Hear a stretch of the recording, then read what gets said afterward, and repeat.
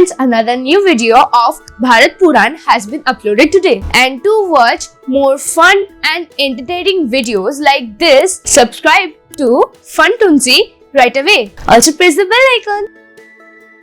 Today, we hear the story of the building of Ram Setu.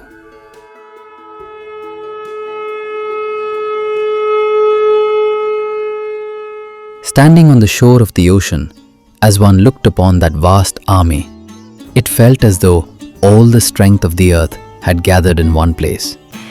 Countless monkey warriors, brave commanders, princes, and mighty heroes stood together. And at the center of them all stood a calm man, Shri Ramchandra. There was no arrogance in his eyes, no anger. Only deep focus and a profound sense of duty shone within them. In the distance, the blue waters rippled and surged. That very ocean now stood as their greatest obstacle. Just then, an unfamiliar visitor arrived at the seashore. His appearance was that of a demon, yet there was no fear or violence on his face. Instead, his eyes reflected repentance and firm resolve. He was Vibhishana, the younger brother of Ravana, the king of Lanka. Slowly, Vibhishana approached Ram and bowed his head. Lord, I have come seeking refuge in righteousness. Seeing this, Sugriva's brows furrowed. Lord, is this trustworthy? Can the words of a demon truly be believed? Lakshman could not remain silent either. Instinctively, his hand moved toward the hilt of his sword. But Rama remained calm. Looking at Vibhishan, he spoke. One who is willing to renounce his kingdom, his family, even his life for the sake of Dharma, whether human or demon, can never be untrustworthy. Vibhishan's eyes filled with tears. Lord, my elder brother Ravana has committed a grave injustice against your wife. Even so, you have accepted me? Rama replied in a gentle voice. This is not an act of mercy, Vibhishan. This is friendship. And to answer the call of Dharma is to rise above one's past.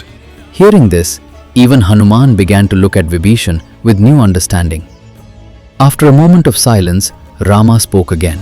After Ravana's downfall, the responsibility of Lanka must rest upon your shoulders. Vibhishan was startled. No, Lord, I do not wish to be king.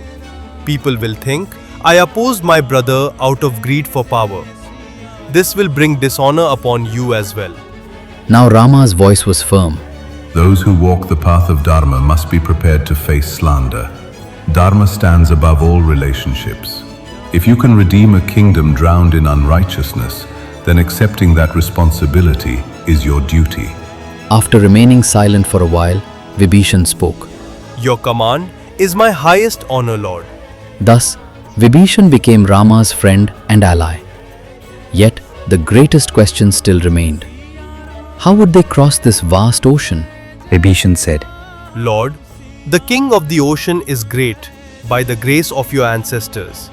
If you meditate upon him with devotion, he will surely grant a passage. Ram sat down on the seashore and entered deep meditation. For 3 days and 3 nights, fasting, he invoked the Ocean King. But the sea remained silent. On the 4th day, Ram broke his meditation. His eyes now burned with anger. Lakshmana, bring me my bow. At times, arrogance can only be broken by the display of strength. A fiery arrow shot forth and struck the chest of the ocean. In an instant, the waters began to dry.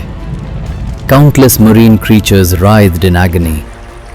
At last, compelled by fear, the Ocean King appeared. Lord, forgive me.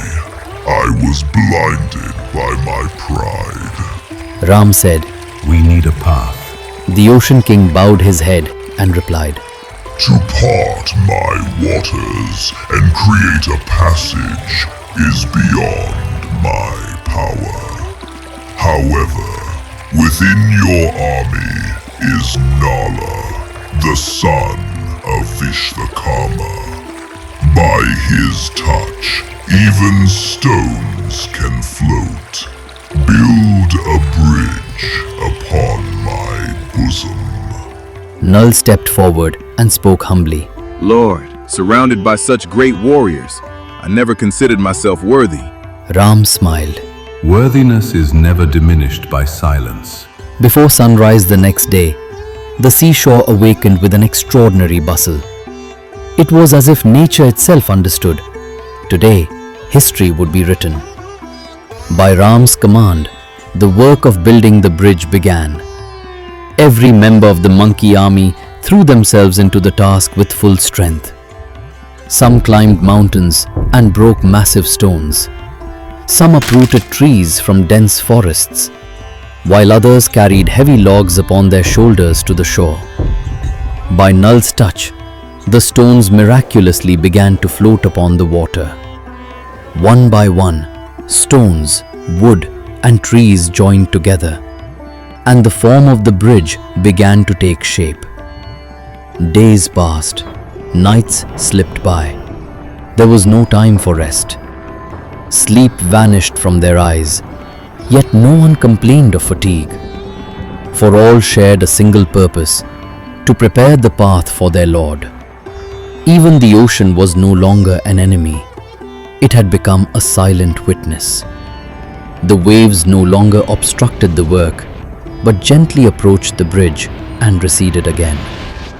Then one morning, as the first rays of the sun spread across the sky, a wondrous sight appeared. A few small gaps still remained in the bridge. The monkeys were still busy at work. Just then, from the sand on the shore, emerged a small group of squirrels. They stared at the bridge in wonder for a moment. Then, as if making a silent decision among themselves, they began rolling in the sand.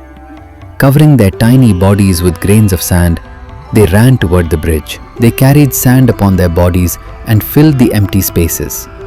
Seeing this, Hanuman stopped. For a moment, irritation appeared on his face. What can be achieved with this handful of sand? We are breaking mountains, and they have come to build a bridge with mere grains of sand? The squirrels froze in fear. At that very moment, Rama stepped forward. Compassion shone in his eyes, and profound wisdom flowed through his voice. Stop, Hanuman. Not everything is measured by strength alone. Sincerity and devotion are greater than power. Rama looked at the squirrels. They do not know me. They do not even know who I am. Yet they have come to help with whatever little strength they possess. Is such an effort insignificant? Hanuman's heart trembled. He bowed his head. In shame, his eyes fell to the ground. Forgive me, Lord. Days passed. Weeks went by. And before a month had ended, a miracle stood upon the ocean. From afar, it seemed as though someone had drawn a mysterious line across the blue waters. This was not merely a bridge. It was a living testament to an epic. This bridge was not made only of stone and wood. It was built of faith, sacrifice, effort, and dharma. Standing upon the bridge, Rama looked back at his army. Then, with firm steps, he moved toward Lanka. History walked with him, and even today, that bridge teaches us. Dharma is not strength, but character. Even small efforts can become part of an epic, and when one walks the path of truth, even impossible roads eventually create themselves. So, bye bye. See you again in the next video.